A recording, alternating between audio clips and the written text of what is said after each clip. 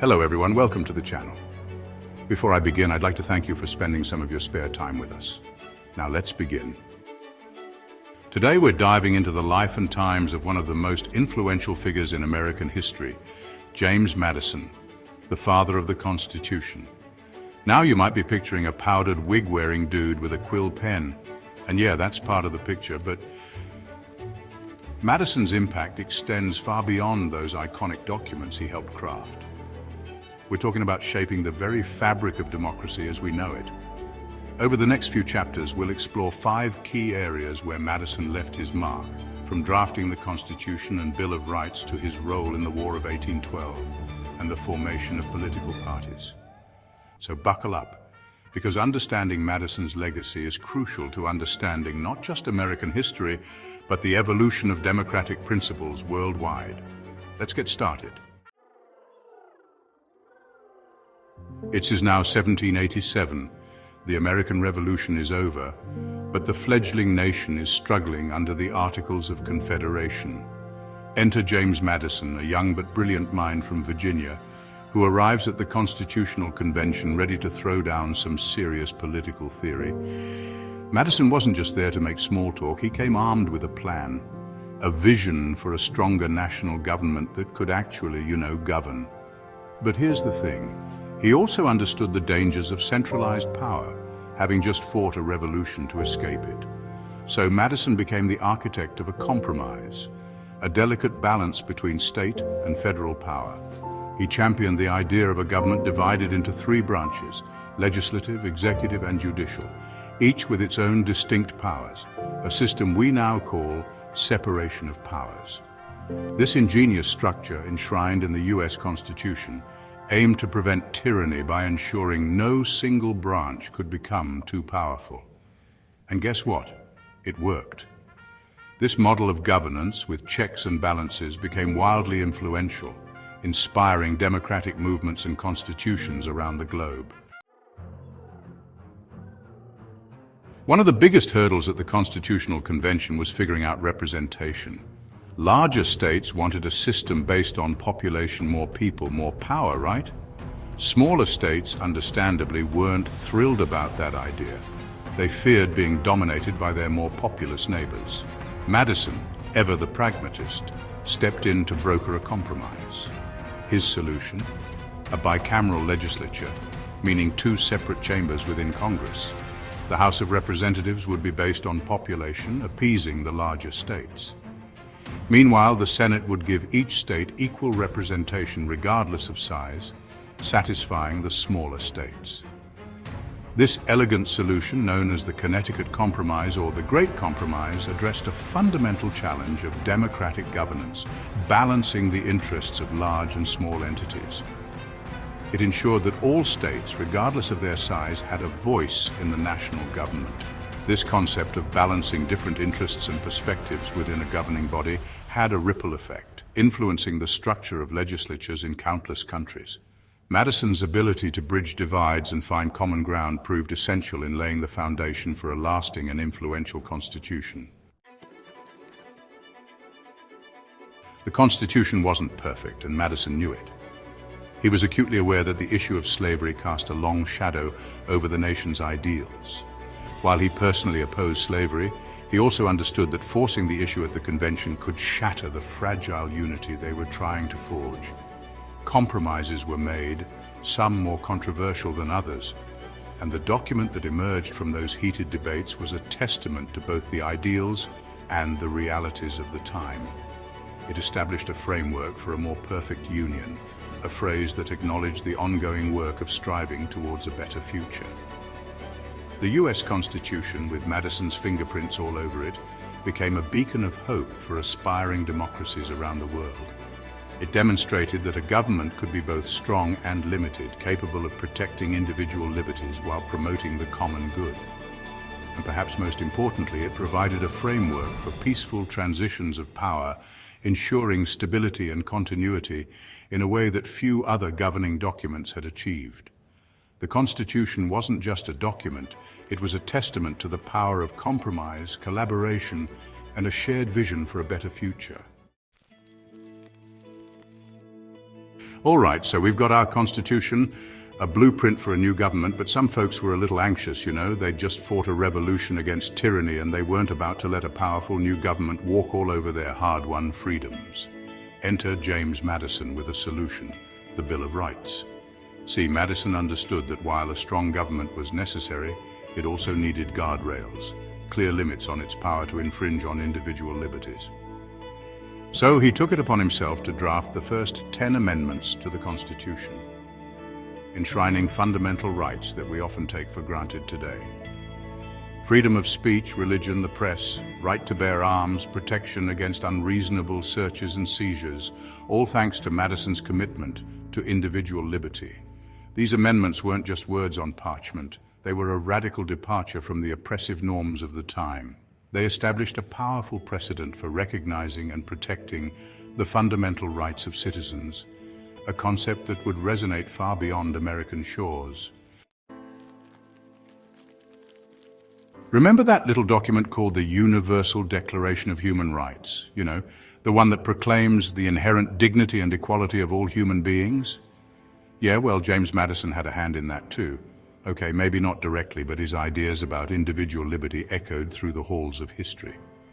The Bill of Rights set a global standard for protecting fundamental freedoms, inspiring similar declarations and constitutions in countries all over the world. It's no coincidence that many of the rights enshrined in the UDHR, freedom of speech, religion, assembly, are also found in Madison's Bill of Rights. Madison's legacy wasn't just about establishing a government, it was about establishing a just government, one that recognized the inherent rights of its citizens. The Bill of Rights became a cornerstone of American democracy, a testament to the belief that government derives its just powers from the consent of the governed, and its impact didn't stop at the water's edge. The principles enshrined in the Bill of Rights continue to inspire activists, reformers, and everyday citizens fighting for freedom and justice around the globe. So you've spent months locked away with a bunch of really smart, really opinionated guys in a stuffy room, hammering out this totally new system of government. Congrats. That's exactly what happened in the summer of 1787. But the work wasn't done. In fact, it's just beginning. Because now, you've got to convince everyone else, the entire nation, that this whole Constitution is a good idea. That was the challenge facing James Madison and his fellow Federalists in the wake of the Constitutional Convention. See, back then, there wasn't a schoolhouse rock song to explain it all. The Constitution, groundbreaking as it was just a bunch of parchment without the support of the people. And let's be real, getting people fired up about a document outlining governmental structure, that's a tough sell even today.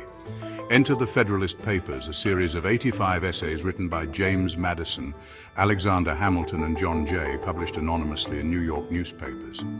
Think of them like the 18th century's version of a political blog, only way more insightful and way less likely to devolve into a comments section war zone. These essays were essentially a crash course in the Constitution, explaining its intricacies, defending its principles, and arguing passionately for its ratification. Madison, ever the champion of the people, knew that for this new government to succeed, it couldn't just be imposed from above. It needed the buy-in of the governed. The Federalist Papers were his way of reaching out, of engaging in a national conversation about the very nature of power, liberty, and the delicate balance of governing a fledgling nation. Federalist number 10, penned by Madison, is a cornerstone of political thought. It dives into the tyranny of the majority. Imagine a society where the majority calls all the shots. Sounds great if you're in the majority, right? But unchecked majority rule can steamroll minority rights. Madison knew this well. His solution, a large republic. A diverse republic makes it harder for any single faction to dominate. This idea formed the bedrock of Madison's vision for liberty and self-government. If Federalist number 51 was about taming tyranny from within the citizenry, then Federalist number 51 tackled preventing tyranny from within the government itself. Remember those lofty ideals of life, liberty, and the pursuit of happiness? They're tough to pursue with a tyrannical government. Madison's solution, a system of checks and balances enshrined in the Constitution, separation of powers with distinct branches, legislative, executive, and judicial. Pit ambition against ambition, ensuring each branch keeps the others in line. The ultimate check on government power, the people themselves. The Federalist Papers empowered citizens to hold their government accountable. By the early 1800s, tensions were brewing between the fledgling United States and Great Britain. Imagine, if you will, the audacity of a young nation, barely a generation old, daring to challenge the might of the British Empire, a global superpower with a navy that spanned the globe. This wasn't just about tea parties anymore, folks. This was about respect, about sovereignty, about the right of the United States to chart its own course in the world. The British, still smarting from their defeat in the American Revolution, weren't exactly thrilled about this upstart nation encroaching on their economic and maritime dominance. They imposed trade restrictions that choked American commerce. And to add insult to injury, they began impressing American sailors into their navy, essentially kidnapping them and forcing them to serve the crown. Talk about a diplomatic faux pas. The situation escalated, pushing the United States to the brink of war. Many Americans, especially those in the South and West, clamored for action, eager to prove their mettle and defend their hard-won independence. They saw this as a second war of independence, a chance to finally break free from the shackles of British influence and forge their own destiny. And so, in 1812, President James Madison, the very same man who had played such a pivotal role in crafting the Constitution, found himself thrust into the role of wartime leader, tasked with navigating the perilous waters of international conflict. The War of 1812 was a grueling test for the young nation. Battles raged across land and sea, with neither side gaining a decisive advantage. American forces faced setbacks, including the burning of Washington, D.C., yet a spirit of resilience emerged. From the decks of the USS Constitution to the Battle of New Orleans, Americans proved their mettle. Cut off from British goods, Americans developed their own industries. A sense of national self-sufficiency began to take hold. The shared experience of sacrifice forged a stronger sense of national unity. The United States emerged as a single, unified nation. The War of 1812 ended with the Treaty of Ghent in December 1814. The Battle of New Orleans secured a decisive victory for the United States. The war solidified American independence and paved the way for westward expansion. It ushered in an era of peace and stability, allowing for internal development. James Madison, the president, guided the nation through the war and emerged victorious. After creating a new government and fighting off the most powerful empire, the founders of the United States faced new challenges. Political unity was short-lived. Differing visions led to the first political parties. Federalists, led by Hamilton and Adams, favored a strong central government. Democratic Republicans, led by Madison and Jefferson, championed states' rights and limited government. Political parties seems to be those things are the worst. And you know what? You're not entirely wrong. They can be messy, divisive, and often prioritize winning over actually solving problems. It's enough to make even the most engaged citizen want to throw their hands up in despair and retreat to a life of quiet contemplation in a remote cabin in the woods. But here's the thing about political parties. As flawed as they may be, they're also kind of essential to a functioning democracy. Think about it. How else do you organize and channel the diverse and often conflicting interests of a large and complex society? How do you translate the will of the people into concrete policy decisions? It's like trying to herd cats, except the cats are wearing powdered wigs and debating the merits of a national bank. Madison himself, despite his initial reservations about the rise of factions, came to recognize the necessity of political parties. He understood that in a nation as large and diverse as the United States, some form of organized opposition was crucial to prevent any one group from gaining too much power and becoming tyrannical. The key, according to Madison, was to ensure that these factions remained in balance, constantly checking and balancing each other's power. He believed that this delicate equilibrium was the best way to safeguard liberty, and prevent the very tyranny that the American Revolution had been fought to overthrow. The birth of the two-party system, a seemingly inevitable consequence of human nature and the challenges of governing a large and diverse nation. And guess what? It's a system that's still with us today, over 2 centuries later. Sure, the names have changed, the Federalists and Democratic, but the underlying dynamics of political competition remain remarkably similar. Madison's fears about the dangers of factionalism have also proven to be somewhat prescient.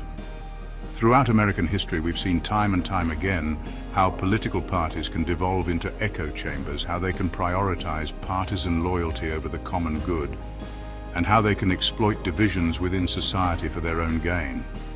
But let's not forget that Madison also believed that political parties could be a force for good, that they could channel dissent into constructive debate and provide a platform for citizens to make their voices heard.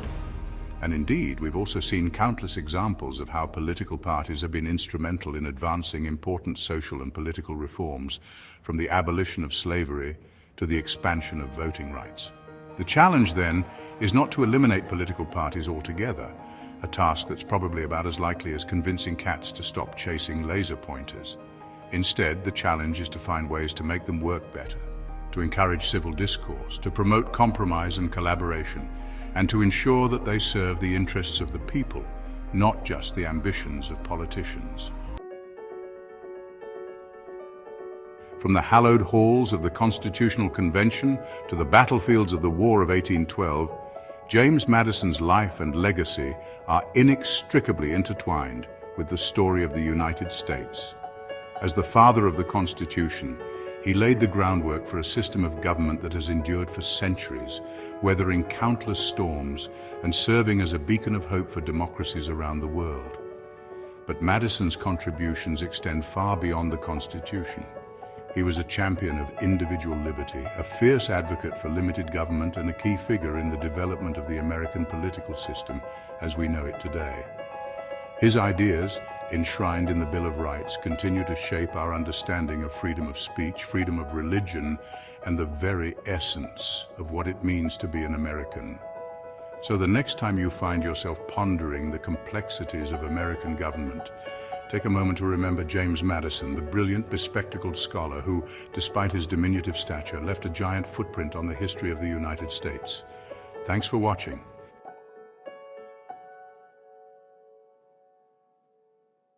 Thanks for watching. If you enjoy this content, please don't forget to like the video and subscribe to this channel. Also, to keep up to date with the next video, click on the notification button. Yet again, thank you for your spare time.